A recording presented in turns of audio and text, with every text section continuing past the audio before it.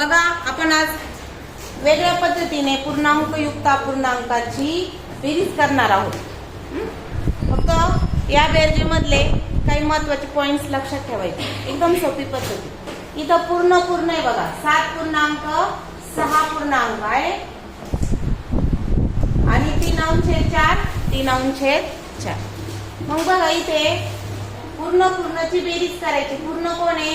इथं पूर्ण आहे 7, इथं पूर्ण आहे 6. यांची बेरीज झाली 13. आता अपूर्ण कोण आहे? ती लिहून घ्यायची 13. हो. नंतर अपूर्ण कोण आहे? 3/4 3/4. यांची बेरीज करायची. 3/4 अधिक 3/4 किती आली? छेद सारखा आहे त्यामुळे छेद सारखं करायचा काही त्रास नाही. मग छेद जसाची तसा आणि अंशाला 6. आता जर का तुम्ही असं लिहिलं तर बघा इथं काय तयार होतं? हे उदाहरणामध्ये छेद कधीही अंशापेक्षा मोठा असत नाही. मग याचा काय करायचं आपल्याला? याचा अर्थ असा की 6/4 मध्ये छेद लहान आहे आणि अंश मोठा आहे. याचा अर्थ याच्यात एक पूर्ण निघतो. याचं रूपांतर पूर्णांकामध्ये करता येते.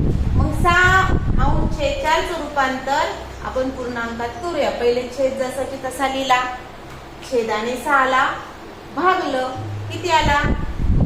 4 1 4. बाकी राहिली म्हणजे बघा पूर्ण किती राहिले? आता पूर्ण किती राहिले? 1. आणि अपूर्ण किती राहिले? 2/4. मग आता बघा आपण काय करूया? पहिला जो पूर्ण आहे आपण काय करूया? पहिला जो पूर्ण आहे 13 आणि याच्यामध्ये जो पूर्ण निघाला तो किती होता? 1. त्याची बेरीज करूया. किती आली बेरीज? 14. आणि अपूर्ण कोण राहिला? याची बेरीज झाली 14 आणि अपूर्ण कोण राहिला? 2/4 किंवा 14 पूर्णांक. याचं देखील संक्षिप्त रूप करू. बे दुने 1 पूर्णांक 1/4 14 पूर्णांक 1/4. आलं लक्षात?